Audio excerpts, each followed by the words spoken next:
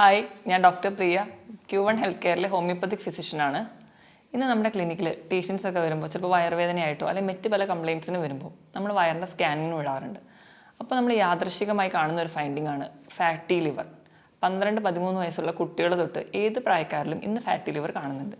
നമ്മുടെ ഇടയിൽ ഒരു 10 പേരെ എടുത്തു കഴിഞ്ഞാൽ 3 പേരിലും ഫാറ്റി ലിവർ ഉള്ളതായിട്ടാണ് കണക്കുകൾ പറയുന്നത്. ഇത്രയും കോമൺ ആയി കാണുന്ന ഒരു ജീവിതശൈലി രോഗമായതുകൊണ്ട് തന്നെ ഇന്ന് നമുക്ക് ഫാറ്റി ലിവറിനെ കുറിച്ച് സംസാരിക്കാം.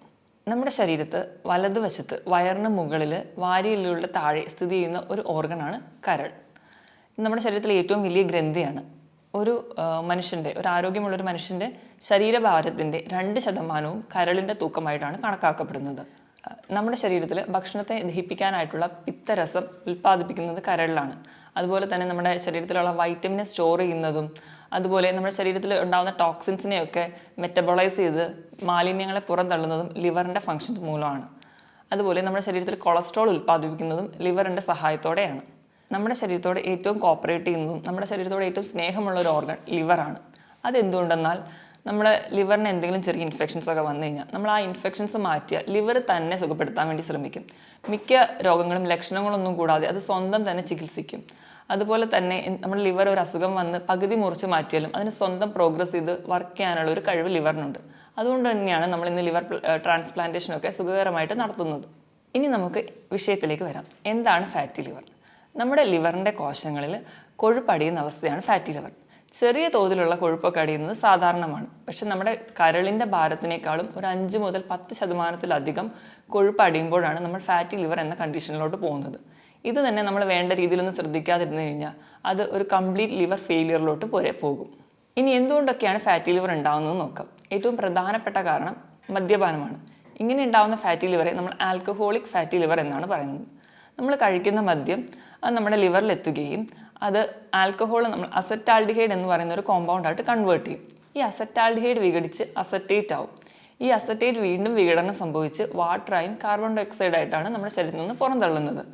ഇതിനിടയിൽ ഉണ്ടാകുന്ന അസറ്റാൽഡിഹൈഡ് എന്ന് പറയുന്ന ഒരു കോമ്പൗണ്ട് അതൊരു ടോക്സിക് സബ്സ്റ്റൻസ് ആണ്. അത് നമുക്ക് ക്യാൻസർ വരെയുള്ള ഉണ്ടാക്കാനുള്ള ശേഷിയുണ്ട്. ഈ കോമ്പൗണ്ട് നമ്മുടെ ലിവറിൻ്റെ കോശങ്ങളെ നശിപ്പിക്കുന്നു. അതുവഴിയാണ് നമുക്ക് ഫാറ്റി ലിവർ ഉണ്ടാവുന്നത്. രണ്ടാമതായി പറയുന്ന ഒരു ഗ്രൂപ്പ് ഓഫ് കണ്ടീഷനാണ് നോൺ ആൽക്കഹോളിക് ഫാറ്റി ലിവർ, മദ്യപാനമല്ലാത്ത മറ്റു കാരണങ്ങൾ. അതിലേറ്റവും പ്രധാനപ്പെട്ട കാരണം നമ്മുടെ അമിതമായിട്ടുള്ള ഭക്ഷണം കഴിക്കുന്നതാണ്. നമ്മുടെ ശരീരത്തിൻ്റെ ഊർജ്ജത്തിന് ആവശ്യത്തിലും കൂടുതൽ നമ്മൾ ഭക്ഷണം കഴിക്കുമ്പോൾ അത് നമ്മുടെ ശരീരത്തിൽ കൊഴുപ്പായി അടിയുന്നു. ഇത് നമുക്ക് ആദ്യം ഒക്കെ അമിതവണ്ണമായിട്ട് പ്രസൻറ്റ് ചെയ്യും. വീണ്ടും ഈ കൊഴുപ്പ് കൂടുമ്പോൾ അത് നമ്മുടെ ലിവറിലെ കോശങ്ങളിൽ കിട്ടിക്കിടന്ന് നമുക്ക് ഫാറ്റി ലിവർ ഉണ്ടാകുന്നു. അപ്പം അമിതമായി ഭക്ഷണം കഴിക്കുന്നത് ഒരു കാരണമാണ്. രണ്ടാമതായിട്ട് അമിതവണ്ണം, അത് ഫാറ്റി ലിവറിന് ഒരു കാരണമാണ്. അതുപോലെ നമ്മൾ നിയന്ത്രണമല്ലാതെ പോകുന്ന BP, കൊളസ്ട്രോള്, പ്രമേഹം തുടങ്ങിയ രോഗങ്ങൾ നമുക്ക് ഫാറ്റി ലിവറിലോട്ട് എത്തിക്കാം. അതുപോലെ തന്നെയാണ് മെറ്റബോളിക് സിൻഡ്രോം എന്ന് പറയുമ്പോൾ അമിതവണ്ണവും പ്രമേഹവും ഉയർന്ന രക്തസമ്മർദ്ദവും കൊളസ്ട്രോൾ കൂടി നിൽക്കുന്ന അവസ്ഥയും കൂടി ചേരുന്ന ഒരു ഗ്രൂപ്പ് ഓഫ് കണ്ടീഷനാണ്. ഇതും നമുക്ക് ഫാറ്റി ലിവർ ഉണ്ടാക്കുന്നു. അതുപോലെ തന്നെ നമ്മൾ സ്വയം ചികിത്സിക്കുന്ന പെയിൻ കില്ലേഴ്സ് കഴിക്കുക, അതുപോലെ തന്നെ ചില സ്റ്റിറോയിഡ്സും ചില ആൻറ്റി ഡിപ്രസീവ് ഡ്രഗ്സ് കഴിക്കുന്നവരിലും ഫാറ്റി ലിവർ ഉണ്ടാവുന്നതായി കാണാം. ഇതിനോടൊപ്പം തന്നെ irritable bowel disease, ulcerative colitis പോലെയുള്ള രോഗങ്ങളും ഫാറ്റി ലിവർ ഉണ്ടാക്കുന്നു. അതുപോലെ നമ്മൾ അമിതവണ്ണം കുറയ്ക്കാനായിട്ട് ചെയ്യുന്ന ബീറിയാട്രിക് സർജറികൾ, അതുപോലെ പെട്ടെന്ന് വണ്ണം കുറയ്ക്കാൻ വേണ്ടി പട്ടിണി കിടക്കുന്നതും ഫാറ്റി ലിവർ ഉണ്ടാക്കുന്നു. ഇതിനൊക്കെ പുറമെ അണുബാധകൾ, ഹെപ്പറ്റൈറ്റിസ് A-B-C പോലെയുള്ള ഇൻഫെക്ഷൻസ്, മലേറിയ പോലെയുള്ള ഇൻഫെക്ഷൻസും ഫാറ്റി ലിവറിന് കാരണമാണ്. ഇതുപോലെ തന്നെ പാരമ്പര്യം ഒരു ഘടകമാണ്. ചില കുടുംബങ്ങളിൽ ഈ കരൾ രോഗം ഒരു പാരമ്പര്യമായിട്ടും കാണുന്നുണ്ട്. ഇനി എന്തൊക്കെയാണ് ഫാറ്റി ലിവറിൽ കാണുന്ന ലക്ഷണങ്ങൾ എന്ന് നോക്കാം. പൊതുവെ ഈ ഫാറ്റി ലിവർ പുറത്തോട്ടൊന്നും വലിയ ലക്ഷണങ്ങൾ കാണിക്കാറില്ല. നമ്മൾ മറ്റ് പല ആവശ്യങ്ങൾക്ക് വേണ്ടി ഒരു ബോഡി സ്കാനൊക്കെ ചെയ്യുമ്പോൾ അതിൽ യാദൃശ്ചികമായിട്ടാണ് ഫാറ്റി ലിവർ കാണാറ്. എന്നാലും ചിരലിൽ കാണുന്ന സിംറ്റംസ് എന്തൊക്കെയാണെന്ന് നോക്കാം. ഒന്നാമതായിട്ട് മഞ്ഞപ്പിത്തം. നമുക്കറിയാം നമ്മുടെ കരളിലാണ് ബിലിറൂബിൻ്റെ മെറ്റബോളിസം നടക്കുന്നത്. ഇത് നടക്കാതെ വരുമ്പോൾ ഇത് നമ്മുടെ സ്കിന്നിനടിയിൽ അടിയുന്നു. ഇതാണ് നമുക്ക് മഞ്ഞപ്പിത്തം ഉണ്ടാവാനുള്ള കാരണം. രണ്ടാമത്തെ ഒരു ഫീച്ചറാണ് വയറ് വീർത്ത് വരിക, അതുപോലെ വയറ് ഉന്തി വരുന്നത്. ഒരു 90% വയറ് ചാടി വരലും ഫാറ്റി ലിവർ ഉള്ളതായിട്ടാണ് കാണുന്നത്. മൂന്നാമത്തെ ഫീച്ചറാണ് വയറുവേദന. അത് ഒരുപാട് പേർക്കും വയറുവേദനയായിട്ടായിരിക്കില്ല, പക്ഷേ ആ ലിവറിൻ്റെ ഭാഗത്ത് ഒരു ഡിസ്കംഫേർട്ട്, ഒരു അസ്വസ്ഥതയായിട്ട് കാണാം. നാലാമതായിട്ട് കാണുന്ന ഒരു ഫീച്ചറാണ് രക്തം കട്ട പിടിക്കാതെ പോവുക. ഇപ്പം മൂക്കിൽ നിന്നൊക്കെ ചെറിയ രക്തക്കൊഴലുകൾ പൊട്ടി അത് ഒലിക്കുന്നതായിട്ട് കാണാം. ഇതിന് കാരണം എന്താണെന്ന് വെച്ച് കഴിഞ്ഞാൽ നമ്മുടെ ലിവറിൽ ആണ് നമ്മുടെ രക്തം കട്ട പിടിക്കാനായിട്ടുള്ള പ്രോട്ടീനുകൾ ഉണ്ടാവുന്നത്. അപ്പോൾ നമുക്ക് ഫാറ്റി ലിവറൊക്കെ വന്ന് ലിവർ കോശങ്ങൾ നശിക്കുന്നത് വഴി ഈ പ്രോട്ടീൻ്റെ ഉൽപ്പാദനം നടക്കാതെ വരുന്നു. ഇത് കാരണം നമുക്ക് ചെറിയ ബ്ലീഡിംഗ് ഒക്കെ കാണിക്കാം. അതുപോലെ തന്നെ വിശപ്പില്ലായ്മ, അല്ലെങ്കിൽ ഭക്ഷണം കാണുമ്പോൾ ഓക്കാനം, ഛർദിലൊക്കെ വരിക, അതുപോലെ ഭയങ്കര ക്ഷീണം, കിതപ്പ്, ഇതൊക്കെ നമുക്ക് ഫാറ്റി ലിവറിലുള്ളവരിൽ കാണാറുണ്ട്. ഇനി നമുക്ക് ഫാറ്റി ലിവറിനെ എങ്ങനെയൊക്കെ ഗ്രേഡ് ചെയ്യാമെന്ന് നോക്കാം. അതിൽ ഫസ്റ്റ് ടൈപ്പാണ് മൈൽഡ് ടൈപ്പ്. മൈൽഡ് ടൈപ്പ് എന്ന് പറയുമ്പോൾ അന്നജത്തിൻ്റെ അളവ് കൂടുതലായി കഴിക്കുന്നതുകൊണ്ടും വ്യായാമക്കുറവ് മൂലം ഉണ്ടാവുന്നതാണ്. ഗ്രേഡ് 1 എന്ന് പറയുമ്പോൾ 8% കൊഴുപ്പടിയുമ്പോഴാണ് ഗ്രേഡ് 1 എന്ന് പറയുന്നത്. 12% കരളിലും കൊഴുപ്പടിഞ്ഞിട്ടുണ്ടെങ്കിൽ അതിന് ഗ്രേഡ് 2 എന്നും 15% അടിഞ്ഞിട്ടുണ്ടെങ്കിൽ അതിന് ഗ്രേഡ് 3 എന്നും തരംതിരിച്ചിട്ടുണ്ട്. ഇത് കഴിഞ്ഞു പോകുന്ന സ്റ്റേജാണ് ലിവർ സിറോസിസും അതുപോലെ തന്നെ ലിവർ ഫെയിലിയറിലോട്ട് എത്തുന്നത്. ഇനി നമുക്ക് എങ്ങനെയാണ് ഒരു ഫാറ്റി ലിവർ പ്രോഗ്രസ് ചെയ്യുന്നത് നോക്കാം. നമ്മൾ അമിതമായി ഭക്ഷണം കഴിക്കുമ്പോൾ, വിശപ്പ് അറിയാതെ തന്നെ ഭക്ഷണം കഴിക്കുമ്പോൾ കൊഴുപ്പിൻ്റെ അളവ് കൂടും. ഈ കൊഴുപ്പ് നമ്മുടെ കരളിൻ്റെ കോശങ്ങളിൽ അടിയാൻ തുടങ്ങും. ഈ ഒരു സ്റ്റേജിന് നമ്മൾ ഫാറ്റി ലിവർ, അതാണ് ഫസ്റ്റ് സ്റ്റേജ്, ഫാറ്റി ലിവർ എന്ന് പറയും. ഈ ഫാറ്റി ലിവർ കാരണം കോശങ്ങളിൽ നീർക്കെട്ടുകൾ ഉണ്ടാവുന്നു. ഈ കൊഴുപ്പടിയുന്നതിൻ്റെ ഭാഗമായിട്ട് നീർക്കെട്ടുകൾ ഉണ്ടാവുന്നു. ഈ നീർക്കെട്ടുകൾ കരളിൻ്റെ കോശങ്ങൾക്ക് ഫൈബ്രോസിസ് അല്ലെങ്കിൽ സ്കാറിങ് ഫോം ചെയ്യും. നമ്മൾ മുറിവൊക്കെ ഉണങ്ങുമ്പോൾ കാണുന്ന ആ ഒരു സ്കാർ നമ്മുടെ ലിവറിൻ്റെ കോശങ്ങളിലുണ്ടാവും. ഈ സ്കാറിങ് കട്ടി കൂടി വരുന്നതിൻ്റെ ഭാഗമായിട്ട് ഉണ്ടാവുന്ന ഒരു സ്റ്റേജാണ് നോൺ ഹെപ്പാറ്റിക് സ്റ്റീയറ്റോസിസ്. ഇതാണ് രണ്ടാമത്തെ സ്റ്റേജ്. ഈ ഒരു സ്റ്റേജ് എത്തുമ്പോഴത്തേക്കും നമ്മുടെ ലിവർ എൻസൈംസ് ഒക്കെ കൂടുതലായിട്ട് നിൽക്കും. ഈ ഫാറ്റി ലിവറിൻ്റെ സ്റ്റേജിലും ഈ സെക്കൻഡ് സ്റ്റേജിലും നമുക്ക് ലിവറിനെ പഴയ പോലെ തിരിച്ചെത്തിക്കാൻ പറ്റും. ഇനി ഈ ഒരു സ്റ്റേജ് പ്രോഗ്രസ് ചെയ്യുമ്പോൾ നമ്മുടെ നോർമലായിട്ടുള്ള ലിവർ കോശങ്ങൾക്കൊക്കെ അതിൻ്റെ പ്രഷർ കൂടുന്നതിൻ്റെ ഭാഗമായിട്ട് നോർമൽ ഫങ്ഷനിങ് ഒന്നും ചെയ്യാൻ പറ്റാതാവും. അങ്ങനെ കരളിൻ്റെ മൊത്തം പാരൻകൈമയ്ക്ക് ഒരു ഫൈബ്രോസ്ഡ് സ്റ്റേജിലോട്ട് പോകും. അതാണ് മൂന്നാമത്തെ സ്റ്റേജ്, ഫൈബ്രോസ്ഡ് സ്റ്റേജ്. ഇത് കഴിഞ്ഞ് ഈ ഫൈബ്രോസിസ് വീണ്ടും തുടരുന്ന വഴി നമുക്ക് കംപ്ലീറ്റ് ആയിട്ടുള്ള ലിവർ ചുരുങ്ങി ഒരു റബ്ബർ പോലെ ഒരു ഉപയോഗമില്ലാത്ത ഒരു അവയവമായിട്ട് മാറും. ഈ ഒരു സ്റ്റേജിനെയാണ് നമ്മൾ ലിവർ സിറോസിസ് എന്ന് പറയുന്നത്. ഇങ്ങനെ 4 സ്റ്റേജായിട്ട് ലിവർ പ്രോഗ്രസ് ചെയ്ത് അവസാനം ഒരു ലിവർ ക്യാൻസറിലോട്ടും കംപ്ലീറ്റ് ലിവർ ഫെയിലിയറിലോട്ടാണ് പോകുന്നത്. ആദ്യത്തെ 2 സ്റ്റേജ് നമുക്ക് റിവേഴ്സിബിൾ ആണ്. അതായത് നമുക്ക് ചികിത്സിച്ചാൽ അല്ലെങ്കിൽ നേരത്തെ അറിഞ്ഞു കഴിഞ്ഞാൽ ഒരു പരിധി വരെ നമുക്ക് അതിൻ്റെ ഫംഗ്ഷനൊക്കെ നോർമലാക്കി കൊണ്ടുവരാൻ പറ്റും. പക്ഷേ അവസാനത്തെ 2 സ്റ്റേജിലാണ് നമ്മൾ അറിയുന്നതെങ്കിൽ അപ്പോഴത്തേക്കും നമുക്കത് കംപ്ലീറ്റ് ആയിട്ട് തിരിച്ചു കൊണ്ടുവരാൻ പറ്റില്ല. ഈ ഒരു സ്റ്റേജൊക്കെ എത്തുമ്പോഴത്തേക്കും പലർക്കും സ്കിന്നിൽ തന്നെ ഒരു കാരണമൊന്നും കൂടാതെ ചൊറിച്ചിലുണ്ടാവുന്നു, പാദങ്ങളിൽ നീര്, ഉറക്കമില്ലായ്മ, വിശപ്പില്ലായ്മ, അതുപോലെ വയറൊക്കെ വല്ലാണ്ട് വെള്ളം കെട്ടി വീർത്തിരിക്കുന്ന ഒരു സ്റ്റേജിലോട്ടൊക്കെ എത്തിയിട്ടുണ്ടാവും. ഇനി ഇങ്ങനെ ലിവർ കംപ്ലയിൻറ്റ്സ് ഒക്കെ കാണുന്നവരിൽ കോമൺ ആയിട്ട് കാണുന്ന വേറൊരു കംപ്ലയിൻ്റ് ആണ് പിത്ത സഞ്ചിയിൽ കല്ല്, അതുപോലെ പിത്ത സഞ്ചിയിലൊക്കെ പോളിപ്പ് ഫോം ചെയ്യുന്നത്. അപ്പം നമ്മൾ മെയിൻലി ആ ഒരു കല്ല് സർജറി വഴി റിമൂവ് ചെയ്യും, അല്ലെങ്കിൽ പോളിപ്പ് റിമൂവ് ചെയ്യും. പക്ഷേ ഇവിടുത്തെ ഒരു ബേസിക് കോസ് എന്ന് പറഞ്ഞിട്ടുണ്ടെങ്കിൽ ലിവറിൽ പ്രശ്നം ഉണ്ടാവും.